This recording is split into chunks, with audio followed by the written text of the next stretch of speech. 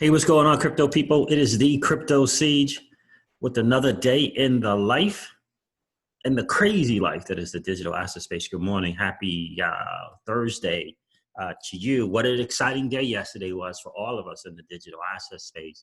Interesting times. It's, I was thinking a lot yesterday about what are the people who thought that in some way, shape, form, or fashion, this was going to be the demise BTC and that movement, this new asset class that is the digital asset space would be the demise of the banks. And it's the challenge behind that. And I appreciate that, right? Because everyone has become disenchanted, right? With the banking system, billions of dollars in ATM fees, billions of dollars in quote unquote maintenance fees, just billions upon billions of dollars from overdraft fees. These things are frustrating. We all know what happened in the 2008, 2009 thing. We all know about that and how they all got bailed out.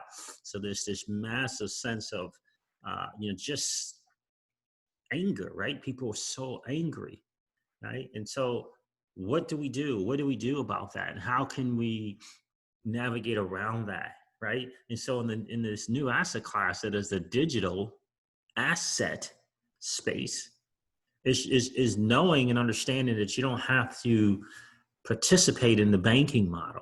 That's the answer. The answer is not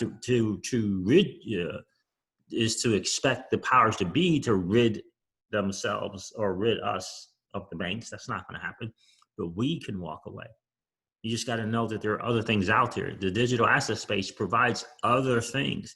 And so although it is great that the banks will be able to custody digital assets because it'll bring the masses in. Remember, we're the early adopters. It'll be great that they'll be able to bring the masses in now. But ultimately, we have to take responsibility for our own digital assets. And what the digital asset space is doing is giving us choices. It's giving us more choices to operate in. It's giving us more choices. But please understand that we as early adopters in this new asset class that is the digital asset space is a tiny, tiny, tiny, tiny, tiny part globally. It's just we're a small part. So the greatest thing about the OCC ruling, which is allowing banks and thrifts, whatever that means, to custody digital assets, is that it'll bring in the masses. The masses will will more easily now participate in this asset class. They will more easily do it because they're comfortable in the banking model. They don't know what we know. They don't know what we know. You understand? But what's important is to get them in and then educate them, then help them to level up their IQ, right? Then introduce them to the greatest digital asset ever created. But first, we got to onboard them, right? The onboarding in most markets, in any market, is the difficult part, right? Ushering them in is always the difficult part. Once we usher them in, we can hurry them along, as I like to say when I'm training, right? And so you usher them in, and then you move, you move them along, right? But it's the ushering them in, it's the onboarding. That's the challenge. And what the OCCs, Brian Brooks and OCC has done is made the ushering in a lot easier. But let's not forget, there are other options, right? There are other options, so for sure. So, gosh, where do I want to start? I think it's important to kind of bring some other points up. I like this tweet from Michael Arrington. Again, it's not about following the money; it's also understanding how the money thinks. Like, what are they thinking about? And Michael Arrington, who venture, big time successful entrepreneur, he actually has an XRP fund, solely XRP hedge fund. All right, so banks, this is from Michael Arrington. He tweeted out, banks can now hold Bitcoin behind the OCC's big decision and why it matters. And so he's quoting from an article from Fortune magazine. For more Balancing the Ledger, go to fortune.com. And actually, on this fortune.com, if you want to check it out, there's actually a little 10-minute interview with Catherine Coley. which was it was a good listen to for sure. I'm going to get rid of that so it doesn't play. But here's the title: Banks can now hold Bitcoin behind the OCC's big decision and why it matters. One of the other things that's happened to me as a doctor and to many others is that. And the article was written by, I believe, Jeff Roberts. So let's check this out and let's see why Michael Erickson was, felt it important to share this particular article. Big banks have long held precious objects on behalf of their customers, from jewels in safe deposit boxes to shares of stock. Now, thanks to a new policy by a federal banking regulator, they will be able to hold cryptocurrencies like Bitcoin too. Like we on this channel like to refer cryptocurrencies as digital assets, right? And I believe they're going to be assets that are going to be commodities. They're going to be assets that are currencies. And they're going to be assets that are stable coins. My belief. So the new policy is set out in a letter published on Wednesday by the Office of the Comptroller of the Currency. The letter addressed to an unnamed bank stated that national banks and savings associations can engage in so-called custody services for their clients. Interesting, they say so-called. Let's see what this is about. And again, I'm reading this for the first time and sharing it with you guys as well. The news is significant because regulatory uncertainty has until now led banks to avoid Bitcoin. And what they mean by Bitcoin, they're just saying digital assets, right? What's more, the bylaws of many big investment funds, including pension funds, oblige them to park clients' money only with federally chartered banks. As the research group Coin Center notes, this amounts to a de facto ban on cryptocurrencies, digital assets. The upshot is that big banks now have a green light to open crypto operations. If they do, they will likely begin by focusing on custody services, which until now has been the purview of crypto-focused companies like Coinbase and BitGo. Custody is important in the world of crypto since currencies like Bitcoin are entirely digital, making them easy to steal. That's hilarious. Being a custodian entails storing the so-called private keys that provides access to a digital wallet. As the OCC notes in its letter, banks already offer to safeguard other digital items on behalf of their clients. This includes offering secure web-based document storage, retrieval, and collaboration of documents, files containing personal information. Custody of digital assets also has the potential to be a lucrative line of business. Again, like we said in the video yesterday and in the live stream yesterday, right, this OCC's first move is not about you and I. It's not about the average Joe and the average Jane, right? So custody of the digital asset also has the potential to be a lucrative line of business, given that market cap of Bitcoin is around 170 billion, and that custodians typically charge fees of around 0.25% to keep it safe. The OCC letter also opens the door for banks to offer more exotic services, such as staking, a form of proxy voting for certain digital assets, and crypto lending. Such activity is tiny in the context of the broader financial system, but has become increasingly important in the crypto industry.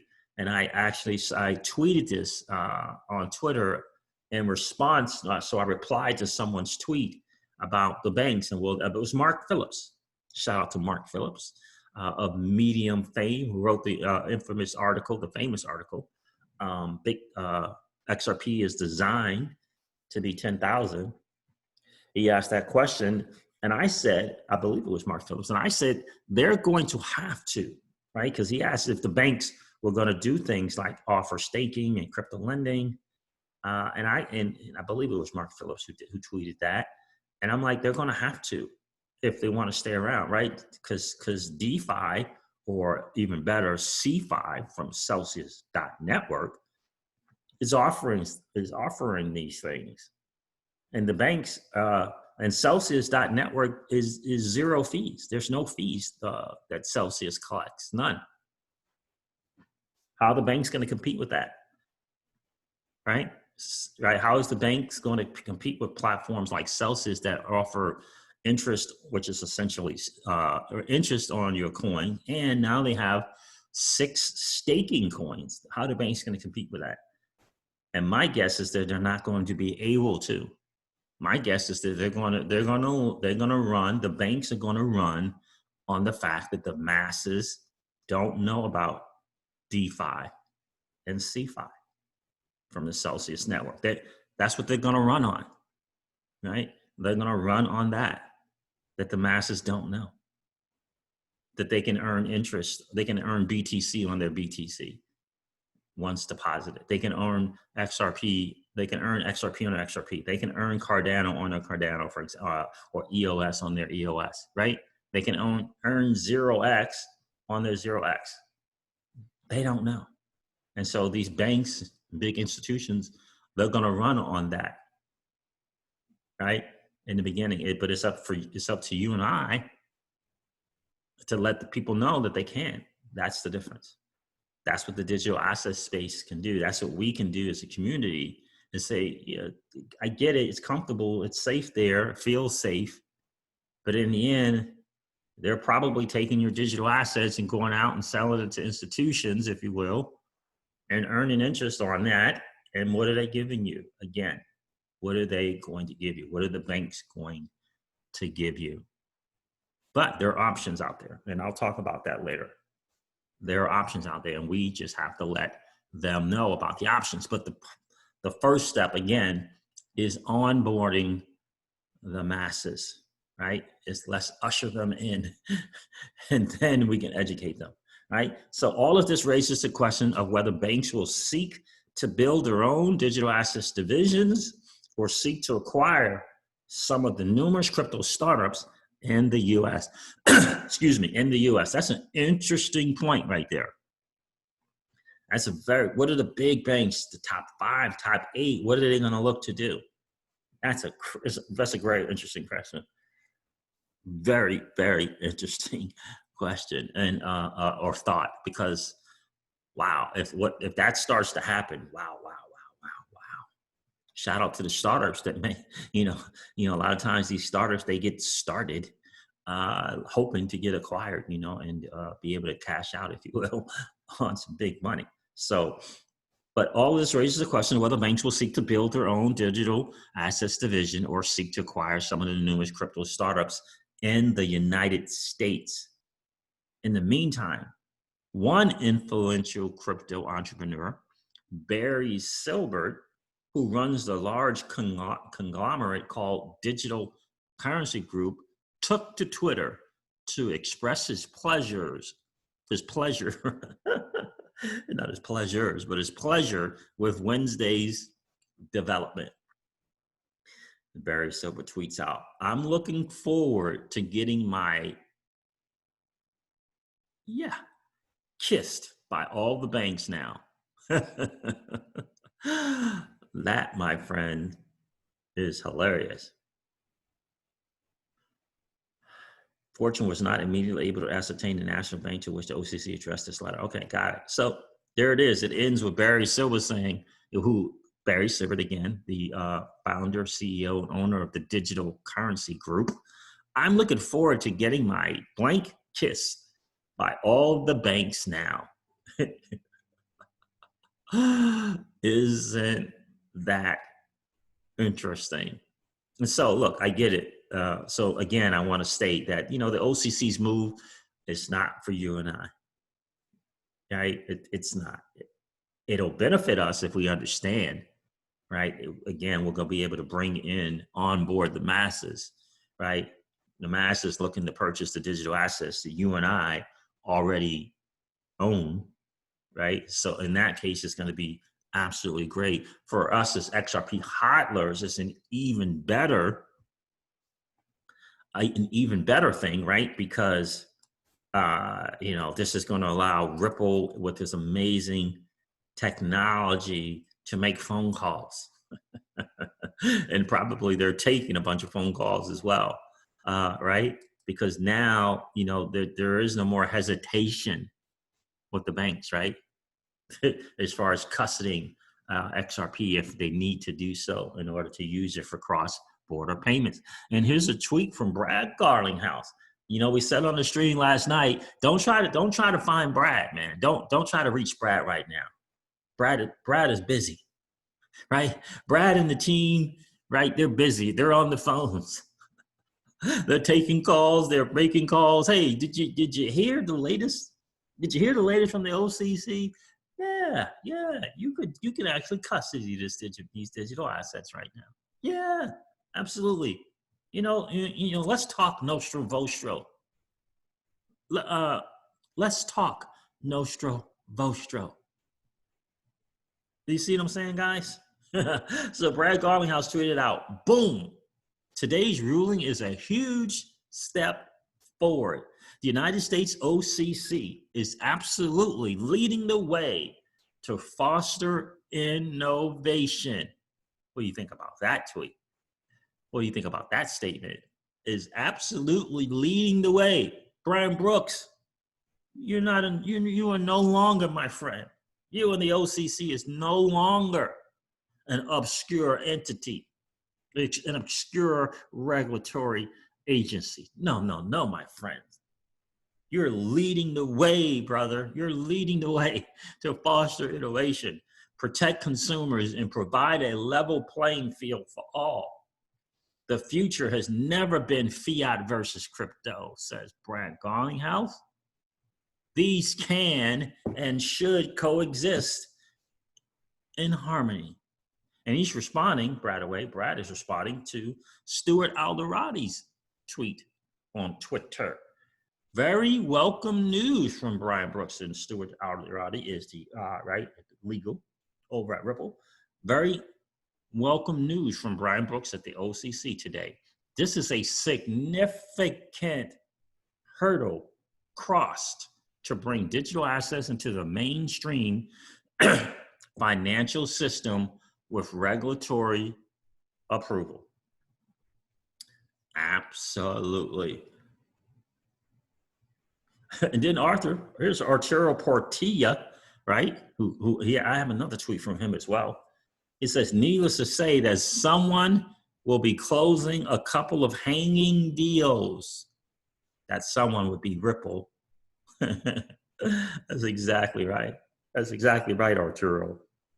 He's on the phone. He's busy. Don't try to reach Brad and his team. They're busy right now. Unbelievable. And even Brian Armstrong from Coinbase, tweeted out about this. He said progress, and that's very cool to see as well. But I do like it, and did Status from Twitter fame at Status also has a great website for graphics on all things Ripple and XRP. At Status, STEDAS, status.hr. Yep. Absolutely. There you go. Status. I definitely appreciate that. So I wanted to bring this up again because I want to reiterate. I think it's very, very important to note. Okay. Very, very important to note that this move by the OCC is not about you and I. It's not. It's about the banks. And it's probably a bigger picture. What about the banks? What are they going to now be able to do? And I just think a huge step forward in addressing the notional vulture accounts that everyone knows, whether it be this current administration, whether it be the WEF, whether it be the IMF, whether it be the UN, whether it be the G20, they all know about the tied up capital in nostro vulture accounts. All the nations have it. All the nations have banks that have their capital tied up in nostro vulture accounts. All of the world's banks have it. I don't know how many trillions, but it's a lot of trillions. And now these banks can utilize XRP to free up these nostro vulture accounts. It is a big deal. It's huge, Huge, huge, huge, huge news. That's why I said don't try to reach out Brad. Don't try to reach Brad and his team. They're busy right now. Closing deals, making moves, inking deals, right? Huge news for us, guys. Absolutely huge, huge news for us in the XRP community. Huge news for the digital asset space as a whole. Why? Because we want to bring the masses in to this space. So the OCCs move. The OCCs move is massive, right? And so let us not forget that. Federally chartered banks and thrifts may provide custody services for crypto assets. It's a big move. It's a big deal. But pay attention to it. Please pay attention to it and understand, again, it's not for you and I. But the great thing by this move from the OCC is bringing the masses in, right? Moving them in, onboarding, ushering them into the digital asset space. And then you and I will move them along and educate them on staking, educate them on earning interest on their interest, right? Educating them on taking advantage of the Celsius.network platform where you can put your assets on there for no fees. When you withdraw your assets off there are no fees. They pay you interest on your assets, and then those interests compound. They compound, right? The banks, my guess is the banks are not going to be able to compete in that space. They're going to start out with custody because the vast majority of the masses, they want to feel like their assets are safe. So that's where they'll hang out. That's where they'll hang out. But sooner or later, they're going to learn the truth that they could be earning interest on their assets like the wealthy do. Like the wealthy do. Earn real yield on your assets. Guys, I encourage you guys to check out the Celsius.network platforms. Links in the description of all of my videos so that you can learn to act and behave like the wealthy do. The wealthy don't liquidate their assets. They leverage their assets. And you can do that on the Celsius.network. Sorry, guys, listen, I'm going to wrap up this video like I do all of my videos and remind you guys of this. Old money doesn't want you to win. They don't want us to win. They would rather us remain a cog in their perpetual wheel of trading our time for dollars. They don't want us to play in the same playground that they play in, where we allow our money to work for us. This is our chance to win, guys. The digital asset space is our chance to win. We are in the midst of the greatest transfer of wealth in the history of man. Are you participating? Or are you standing on the sidelines? Here's what I do know, that the battle for you has already been fought, and the victory is yours. Go get it. I'll talk to you soon, guys. See ya.